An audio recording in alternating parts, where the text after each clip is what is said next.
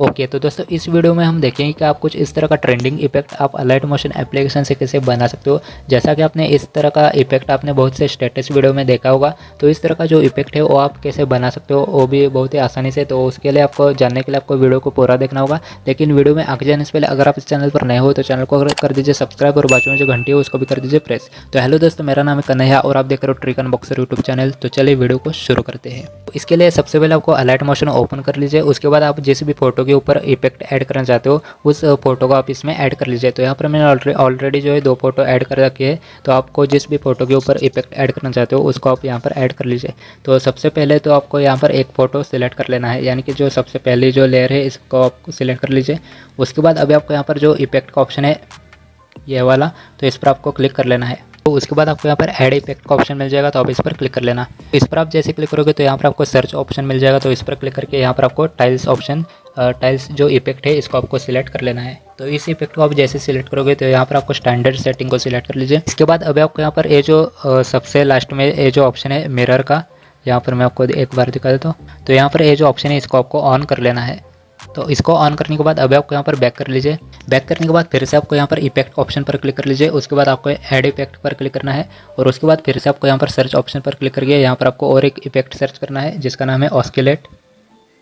तो ऑस्किलेट इफेक्ट को सिलेक्ट करने के बाद आपको यहाँ पर फिर से स्टैंडर्ड सेटिंग को सिलेक्ट कर लीजिए। उसके बाद फिर से आपको यहाँ पर जो आपने इफेक्ट अभी ऐड किया है ऑस्किलेट नाम से, तो उस पर आपको क्लिक कर लेना है। तो इस पर आप जैसे क्लिक करोगे तो उसके बाद आपको यहाँ पर ये जो एंगल का सेटिंग है इसको आपको 145 डिग्री पर सेट कर लेना है। आप चाहे तो 90 डिग्री पर भी सेट कर सकते हो। तो आपको जिस एंगल से इफेक्ट देना चाहते हो उस एंगल पर आप इसको रख देना।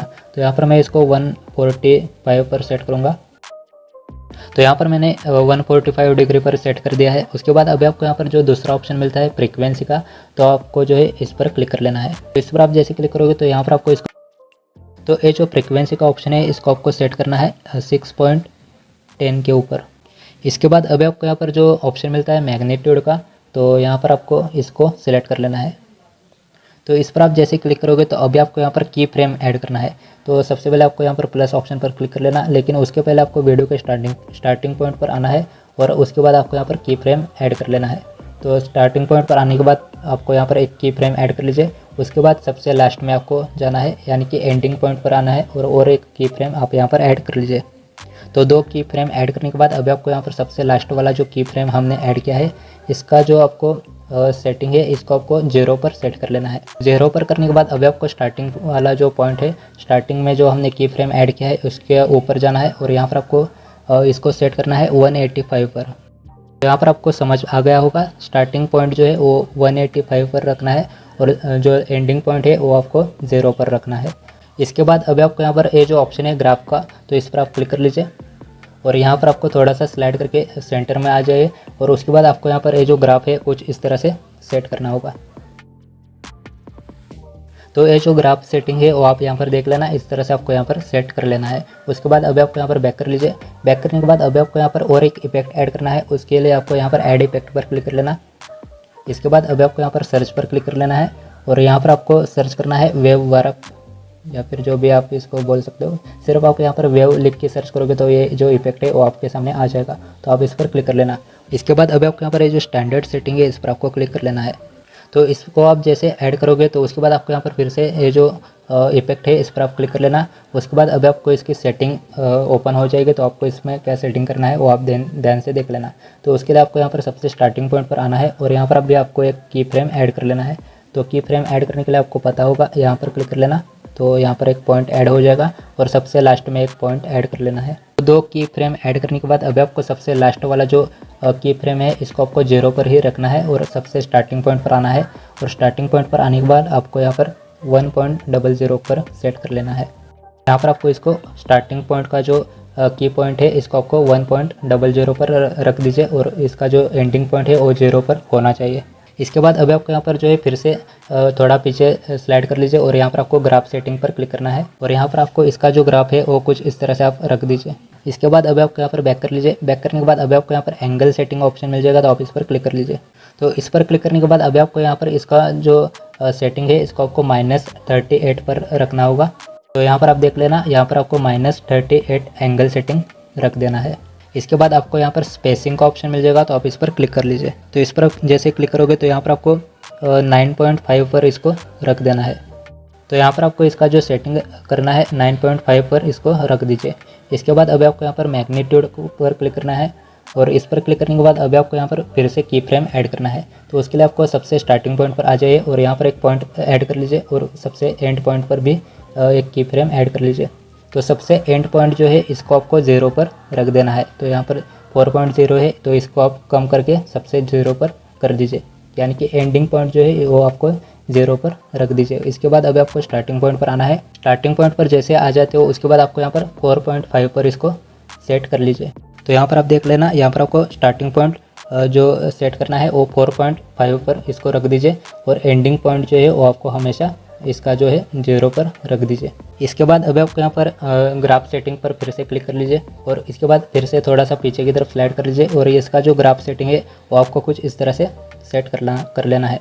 इसके बाद अभी आपको यहाँ पर फिर से बैक कर लीजिए। बैक करने के बाद अभी आपको यहाँ पर वैप एंगल नाम से एक ऑप्शन मिल जाएगा, तो आप इस पर क्लिक कर लेना। तो इस पर आप जैसे क्लिक करोगे तो यहाँ पर आपको 45 डिग्री पर इसको सेट कर लीजिए। तो यहाँ पर आपको इसको जो 45 डिग्री पर इसको सेट कर लेना है। इसके बाद अभी आपको बाकी सेटिंग कुछ चेंज नहीं करनी है इसमें से। तो अभी आपको सिर्फ आपको यहाँ पर 3 डॉट का ऑप्शन मिल जाएगा, तो आप इस पर क्लिक कर लेना। तो इस पर आप जैसे क्लिक करोगे तो यहाँ पर आपको डुप्लीकेट का ऑप्शन मिल जाएगा, तो आप इस पर क्लिक कर लीजिए।